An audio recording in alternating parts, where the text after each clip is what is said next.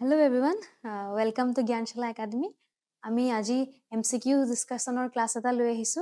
আপোনালোকে যদি Gyanshala Academy current অ্যাফেয়াৰ্সৰ videos চোৱা নাই তেনেহলে I will suggest kindly current আমাৰ Gyanshala Academy কাৰেন্ট অ্যাফেয়াৰ্স প্লেলিষ্টত গৈ আপোনালোকে ডেইলি যিখিনি আমি এনালাইসিস কৰি আছো আপোনালোকে চাব পাৰে। মই যিমান পাৰো শৰ্ট এন্ড ক্লিপস ৰাখিব ট্ৰাই কৰিছো and these news are very important from your exam perspective. So kindly আপোনালোকে সেইখিনি চাওক। আমি আজি সেইখিনি যিখিনি আমি শিকাইছিলো যিখিনি ডিসকাস কৰিছিলো তাৰ পৰা কেটামান MCQs প্লাস এক্সট্ৰা কেটামান MCQ কালেক্ট কৰি ডিসকাস কৰিব আহিছো। এইগিটা বহুত ইম্পৰ্টেন্ট হয় আপোনালোকৰ এক্সাম পাৰ্সপেক্টিভৰ পৰা। আপোনালোকে কাইন্ডলি এখিনি ভালকে চাব ট্ৰাই কৰিব আৰু যে দুটা কোৱেশ্চন মই হোমৱৰ্ক দিম let us load the answers in the comment section. So I hope this will be very helpful for you. Okay, so let's start our class. So first question to hoise, which Indian organization recently successfully tested a long-range hypersonic missile with a range of 1500 kilometer? So recently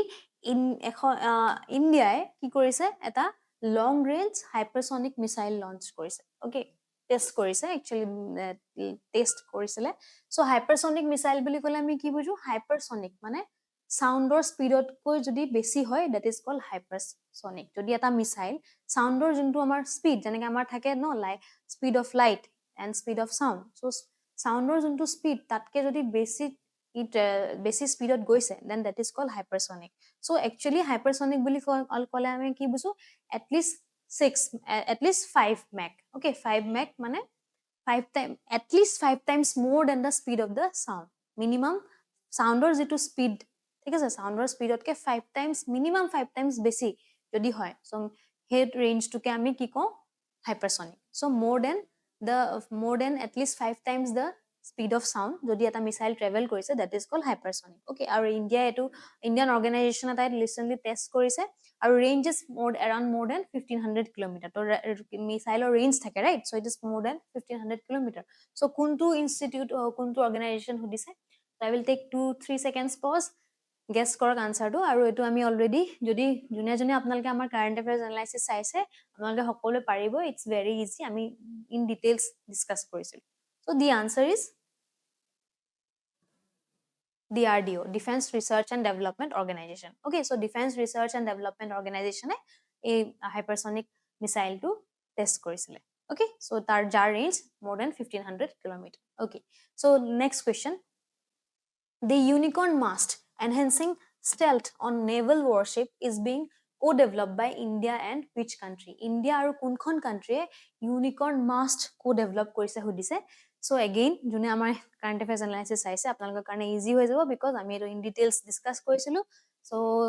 taking a 2-3 seconds pause, kindly guess kor kunkhon country? Russia, Japan, France, USA.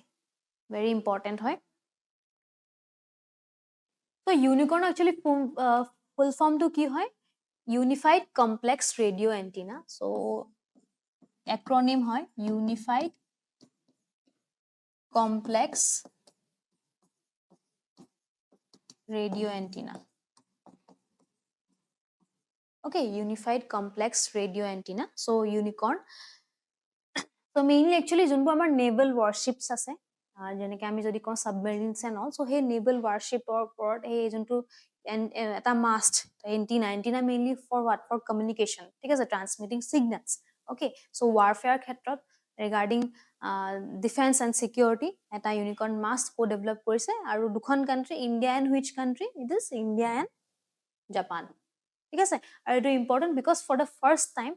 জাপানে ইন্ডিয়াক নিজৰ defence strategically junto amar defense technology hetu share korise, ঠিক আছে। যেহেতু this is for the first time Japan has ever shared its technology with India related to mainly defense. Okay, so that's important. Next question, who is the present comptroller and auditor general of India? CAG boli junto ami ko recently amar notunke comptroller and auditor general appoint hoise, ami etu topic ku discuss korisu, but this is very important. Article 148 of the Indian constitution ki ase? Comptroller and auditor general mention ase. Okay, that's important. So etia present amar kun hoy hudise recently appoint hoise, I hope apnaloke gom paise answer to hoise K Sanjay Murthy. So yar agote kun asile? Yar agote asile Girish Chandra Murmu. okay so confusion হৈ যাব পাৰে বহুতে গিৰিশ চন্দ্ৰ মুৰ্মু ভাবি থাকিব পাৰে বাট updated নাই so নতুন নামটো ভুল কৰি আহিব পাৰে so but আপোনালোকে মনত ৰাখিলে হ'ল কে সঞ্জয় মূৰ্তি has been appointed as the new CAG okay next question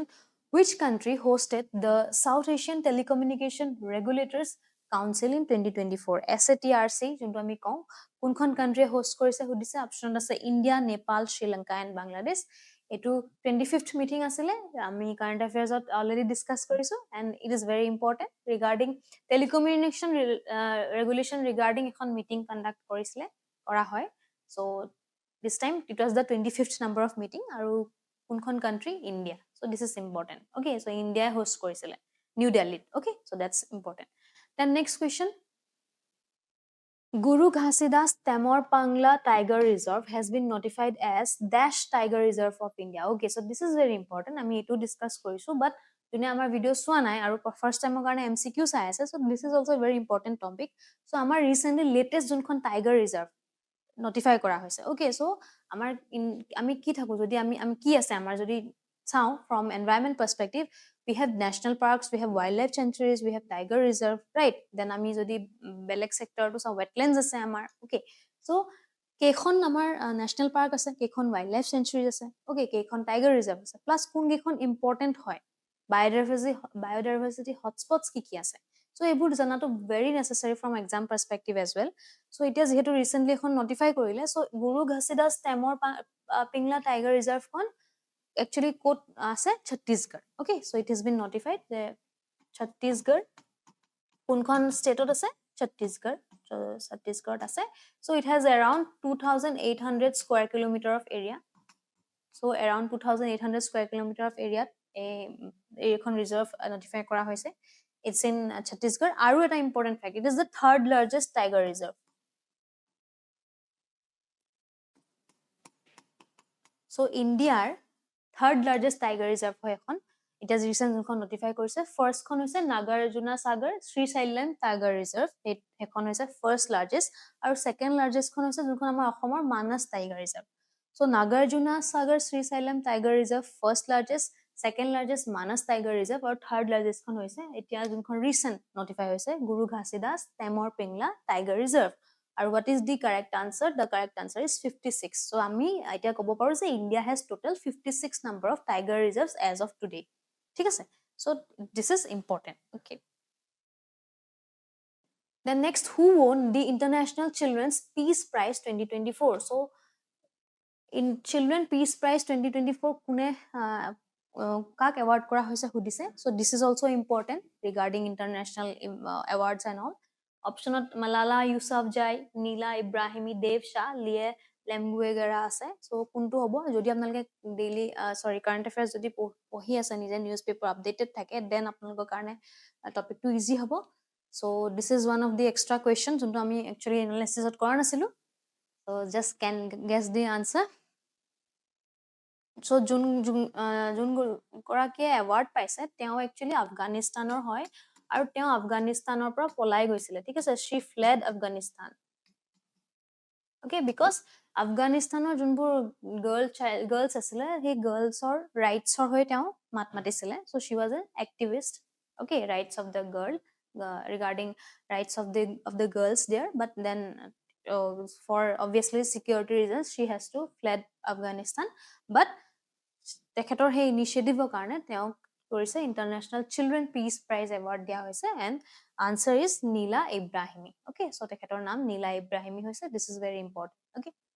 next question what was the theme of World Science Day for Peace and Development 2024 celebrated on November 10 এটা আমি এটো দুটা answer পাই গৈছো এটা তো আমি এটো গম পাইছো যে November 10 ত কি celebrate কৰে World Science Day for Peace and Development এটা আমি এটো চাব লাগিব ইয়াত World Peace Day World Science Day for Peace and Development international যোনটো আমি কওঁ হেতু November 10 আমাৰ ইন্ডিয়াৰ National Science Day কেতিয়া celebrate কৰে হেতু আমি মনত ৰাখিব লাগিব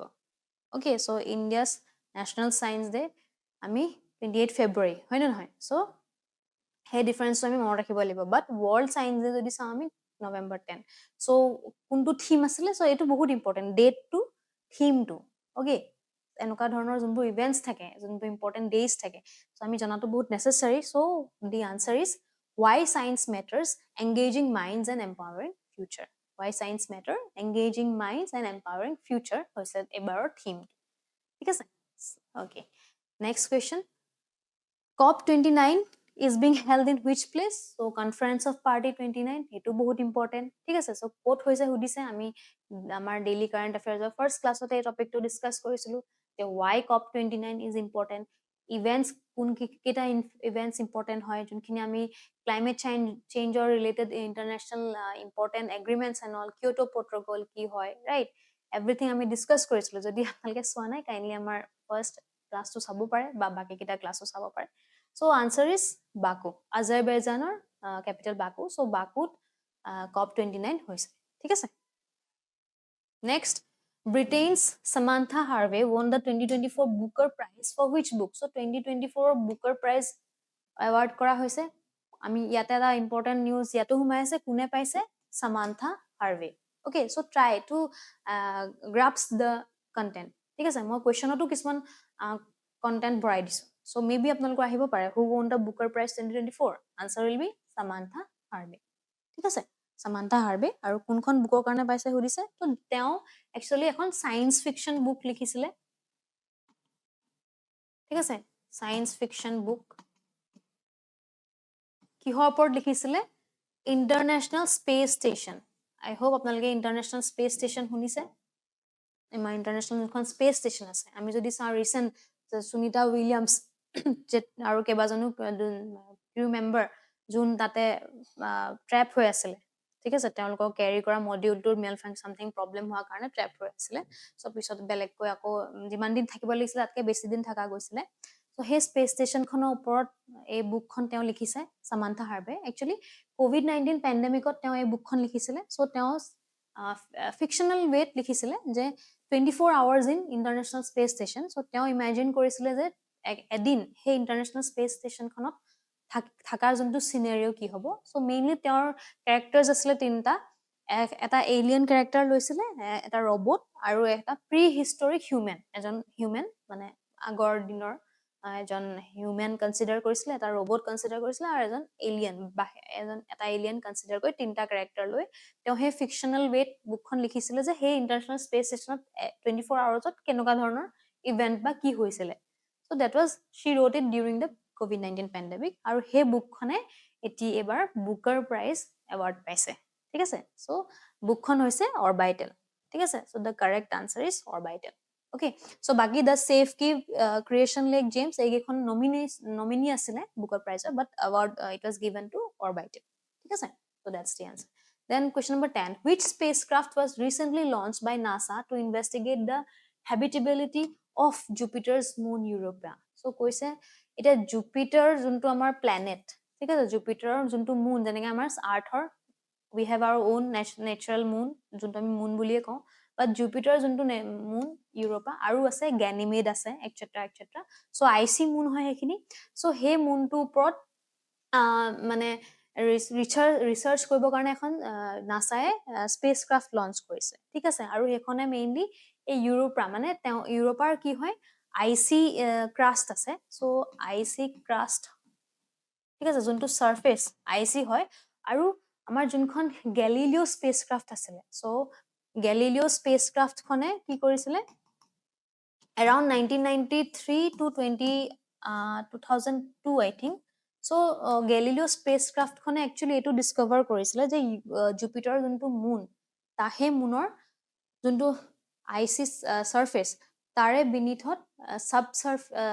eta surface ase boli consider mane eta তেওঁলোকে হে স্পেসক্রাফট খনে তো ক্যাপচার কৰিছিল ঠিক আছে সাবসাৰফেস ওশান আছে বুলি ক্যাপচাৰ কৰিছিল ওকে সো হে গ্যালিলিও স্পেসক্ৰাফট খনে যেটো ডিসকভাৰ কৰিছিল ইউৰোপা জুপিটাৰ মুন ইউৰোপা যোনটো সাবসাৰফেস ওশান আছে বুলি ঠিক আছে সো সাৰফেসৰ তলত ওশান আছে বুলি গ্যালিলিও স্পেসক্ৰাফট খনে capture কৰিছিল so it was there that notified by that spacecraft so he বস্তুটোকে আৰু কেনেকে তাৰ ওপৰত ষ্টাডি কৰি ৰিসাৰ্চাৰ্ছ বা সাইন্টিষ্ট সকলে এই এখন ৰিসেন্ট এখন স্পেসক্ৰাফ্ট লঞ্চ কৰিছে নাসায়ে সেই ইউৰোপাৰ যোনটো সাবসাৰফেস ওশন পাইছে তাৰ ওপৰত ৰিসাৰ্চ কৰিব কাৰণে যে তাত হেবিটেবিলিটি প্ৰভিজন আছে নেকি তাত লিভিং অৰ্গানিজমছ আছে নেকি যদি ওশন হয় তো obviously there should be living things হয় নহয় so the survivability of life as a form that আছে নেকি সেই বস্তুবোৰ ষ্টাডি কৰিবৰ কাৰণে নাসায়ে এই স্পেসক্ৰাফ্টখন লঞ্চ কৰিছে okay so this is important so কোনখন স্পেসক্ৰাফ্ট হৈছে স্পেসক্ৰাফ্টখন হৈছে Europa clipper so Europa clipper mission বুলি একচুয়ালি কয় so স্পেসক্ৰাফ্টৰ নাম হৈছে Europa clipper this is one of the largest spacecraft that has been launched by NASA for Jupiter's moons Europa's studies ঠিক আছে so egida 10ta important MCQ asile aji so I hope this information is will be helpful for you and very important from exam perspective apnaloke jikunu competitive examination prepare jodi kori ase ekhini information janato bahut necessary okay then I will give two homework so duta question apnalok as homework disu I hope this will be easy for you kindly let us know in the comment section question number 11 to hoise who is awarded with the Satyajit Ray Lifetime Achievement Award 2024 so International Film Festival of India 2024 to amar Satyajit Ray Lifetime Achievement Award kak dia hoise dise option asa Nelicia Low Marcelo Bota Philip Noyce aru Hyohin so let us know the answer in the comment section next question India has signed a MOU to cooperate on the Pansir air defense system with which of the following countries so etu topic moi current affairs class already in details discuss kori aso june saise obviously answer to gom pabo kindly let us know in the comment section so june naiso teloku search it out and let us know the answer Pansir air defense system regarding ekhon MOU sign korise memorandum of undertaking India kunkhon country logot option ase China Japan Israel and Russia so egita duta homework disu apnalok kindly search it and let us know the answer in the comment section and I hope the MCQs that I have provided apnalok karone helpful hoy aru apnalokor jikunu competitive examination or karone eto useful hoy okay so thank you for watching thank you everyone